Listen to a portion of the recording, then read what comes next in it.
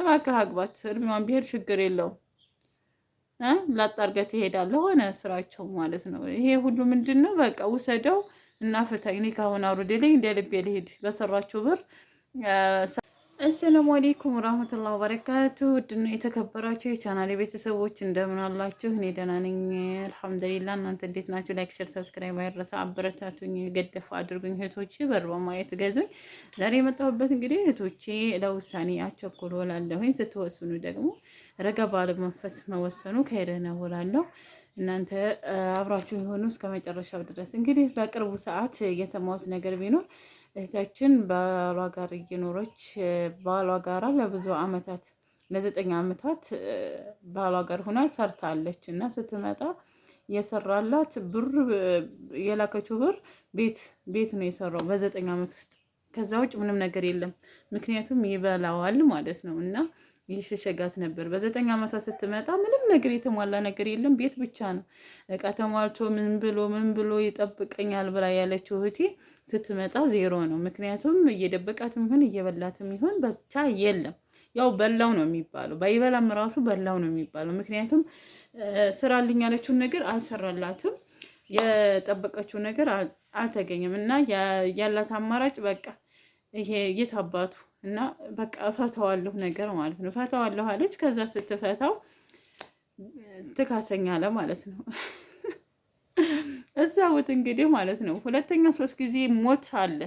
ያኔ እሱ አሁን 9 ዓመት ሰርቼ እንዴት የፈለኩት ነገር አልሆነልኝም፣ ብሩ የት ሄደ ብላ ባሏ ጋር ተጣለች። ነገር ግን መልሳ ደግሞ እሱ ምን አለ፣ እኔ ወዳታለሁ ሚስቴ ካልፈለገችኝ ይሄን ያህል ሽብር ትስጠኝ ወይንም ትካሰኝና ችግር የለውም ኒካዋን አወርድላታለሁ አለ ማለት ነው። ስለዚህ ያለው አማራጭ ቤቱን ለቀቀችለት ማለት ነው።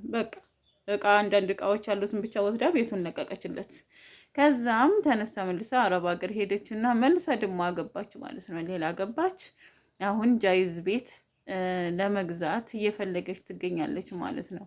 ግን እንዴት አስባው ነው አልኩኝ። የለፋችበትን ቤቷን ጥላ ለመሄድ የወሰነችው ምን ያህል ነው? እስከዛሬ የሰራሁት ብር ጠፋብኝ ብላ ካለች ያንን ብር እንደ መተሳሰብ እንዴት ቤቱን ውስጥ ጥላ ለመሄድ ወሰነች? ይሄ ማለት የኛ ችኮላናት መቸኮላችን ነው። እንደዚህ አድርጎ ከበደለኝ በቃ የፈለገው ይሆንለት እና የአንዳንድ እህቶቻችን ስህተት ለብዙ እህቶቻችን ችግር ሆኗል ማለት ነው። እና አሁን በቃ የከሌ እኮ ሚስቱ ጋር ሲጣላ ይሄን ያህል ብር ካሳ ወስዷል፣ ይሄን ያህል ብር እንትን ብሏል እና የኔም ታመጣለች እንደዛ ነገር በቃ ልምድ ሆነ። አሁን በፊት እኔ ለሴት ልጅ ካሳ ምናምን ነገር ነበረው፣ አሁን ግን የለም። ያ ነገር የሆነው በማን ነው? አረብ ሀገር በምንሰራ እህቶች ምክንያት ነው። በቃ ትቸልሃለሁ ውሰደው ምናምን ነገር እናንተ ባላችሁ ቁጥር ለሌሎቻችን እህቶቻችንም ጠንክ እየሆናችሁ እየመጣችሁ ነው። አንዳንድ እህቶቻችን ለምንድን ነው? እና እኔ በጣም ያልገባኝ ነገር ጥያቄ የሆነብኝ ነገር ይሄ ነው ማለት ነው። እባክህ ከተመቸ ተመቸ፣ ካልተመቸ ብር ተቀብለ ትወጣለህ። እንደዛ ነገር እየተባባሉ ነው። ሴት ልጅ ነበረ በፊት ይውና አመት ምናምን አይተሽው በቃ ካልሆነች ትፈቸዋለሽ ምናምን ነገር የሚባለው ሴት ልጅ ነበረች። አሁን ወንዶች ነው እንደዛ እያሉ ያሉት። እባክህ አግባት፣ እድሜዋን ቢሄድ ችግር የለውም ላጣርገት ይሄዳል ሆነ ስራቸው ማለት ነው። ይሄ ሁሉ ምንድነው? በቃ ውሰደው እና ፍታኝ፣ ኒካሁን አውርድልኝ፣ እንደ ልቤ ልሂድ በሰራችሁ ብር ሰታው ትሄዳለች ማለት ነው። እና ይሄ ነገሩ እንዴት አያችሁት እናንተ? እኔ በጣም እንትን ያለኝ ነው። እኔ በጣም የጎዳኝ ነገር ቢሆን ይሄ ነው። ለምን ይሄ ነገር ሊሆን ቻለ? ሀቅ ካላችሁ በሀቃችሁ መከራከር እየቻላችሁ፣ በሀቃችሁ መወጣት እየቻላችሁ፣ ማሳመን እየቻላችሁ፣ በሽማግሌም ሆነ በምንም ሀቅን ይዛችሁ አስፈርዳችሁ መፈታት እየቻላችሁ ለምንድን ነው? ውሰዱና ልቀቁን፣ እንስጣችሁ ብርና ፍታን፣ ኒካህን አውርድልን በብር ለምን ትላላችሁ? ኒካህ እኮ ያንቺና የሱ ውዴታ ነው። ካልፈለግሽው ግዴታ ከተፈላለጋችሁ ኒካህ ማውረድ ያለበት እንጂ በብር ግዴታ ኒካህን አውርድልኝ ማለት የለብሽም። ወይንም ይሄን እንድተውልህና እንደዚህ ማለት የለባችሁም። ይሄ ነገር ለእህቶቻችንም ነገ ተወልዶ ጥሩ አይመጣም። በቃ ምን ይማራሉ ከኛ ማለት ነው። እና ይሄ ነገር እኔ መታረም አለበት ብዬ የማስበው ነገር ቢኖር ይሄ ነው። ለብዙ ማለት ነው ለብዙ ሰዎች መጃጃል፣ ለብዙ ሰዎች አለወግ መሆን ምክንያት ነው ይሄ። ምክንያቱም በቃ ብላ ጠጣ፣ አሁንም ብላ ጠጣ፣ ነገም ካልፈለገች ሰታ ትሄዳለች። እንደዛ ነገር እየተባባሉ መቀለጃ ነው የምትሆንስ እና ያ ነገር መሆን የለበትም። አንዳንድ ሰዎች እኔ እንጃ ድንበር ያለፈ ነገር የቀን ውሎሽ የቀን ገቢሽን የወር ገቢሽን አንድ ባንድ አስቡ።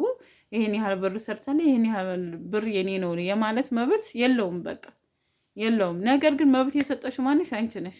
አንቺ መብት ስትሰጪው የከሰርሽው አንቺ ነሽ። ግን በአንቺ ደግሞ ምክንያት የጎረቤቶችሽ ልጆች ወይንም እዛ ያገባሽበት አካባቢ ሰዎች አይ ከሌ እኮ ይሄ እንደዚህ ሆኖለታል፣ እኔም ነገ ጧት እንደዚህ ይሆናል፣ ምን ታመጣላችሁ ይላሉ ማለት ነው።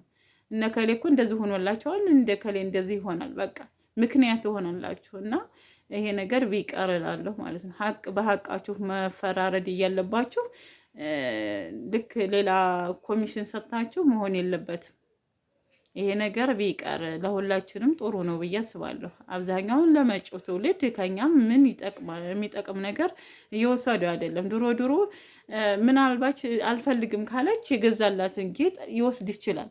ለምሳሌ ወርቅ ከገዛልሽ የሆነ ልብስ ምናምን ገዝቶልሽ ከሆነ ከጠላችሁ ያንን ሰታ ትሄዳለች ያቺ ሴት ልጅ እንጂ ብር እንካ እና ኒካይን አውርድልኝ የሚባል ነገር ማነው ያመጣው? የአረብ ሀገር ሴት እየተባለ መወቀስ የለብንም ማለት ነው። እና ይሄ ነገር እንደው ቢቀር በቃ በሀቃችሁ መወጣት ያለባችሁን ነገር በሀቅ መወጣት እንጂ ገንዘቡ ቢቀር ማለት ነው። እኔ ይሄን ነው የምለው።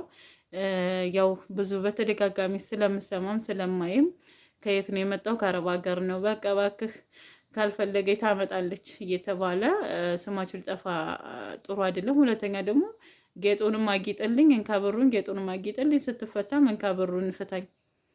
እሱ ምንም አልከሰረም ማለት ነው። በቃ እየኖረ የነበረው ባንቺ ነው። ያጌጠልሽ በራስሽ ነው። ሲፈታሽም ተቀብሎሽ ነው። ስለዚህ ምን ኪሳራ አለው? ያ ወንድ ልጅ እኮ አንቺን ስለሚያጣ የሚያመው ነገር የለም፣ ቅር የሚለው ነገር የለም። ምክንያቱም ሰተሹ ነው ያገባሽ፣ ሰተሹ ነው የሚፈታሽ። ስለዚህ ምንም ነገር ቅር የሚለው ነገር የለም ማለት ነው። እና ይሄ ነገር ቢስተካከል ለሁሉም ለትውልዱም ለመጪውም ትውልድ ላሉትም ትውልዶች ጠቃሚ ነው ብዬ የማስበው ነገር ቢኖር እሱ ነው ማለት ነው። ሀባይቦች ብቻ ብንመካከርበት ጥሩ ነው። ሁላችንም የምንወስነው ውሳኔ እንግዲህ የተለያየ ውሳኔ ነው። ቢሆንም ኢንሻአላህ ከይር እና ምላችኋለሁኝ። እንግዲህ ሀሳብ አስተያየታችሁን ስጡበት፣ ብንመካከርበት ጥሩ ነው። ለመጪው ትውልድም ላለውም ትውልድ ጠቃሚ የሆነ ነገር ቢሆን ነው የሚሻለው። ስማችንም የአረብ ሀገር ሴት ተብሎ ባይጠፋ የተሻለ ነው ብዬ አስባለሁኝ። ምክንያቱም ለውሳኔ የምንቸኩለው አብዛኛውን ሴቶች ስለሆን ማለት ነው። ስለዚህ አንዳንድ ነገሮች ይመለከተናል እና ያ ነገር ቢቀር እንላለን። አሰላሙ አለይኩም ወራህመቱላሂ ወበረካቱሁ። ዋይ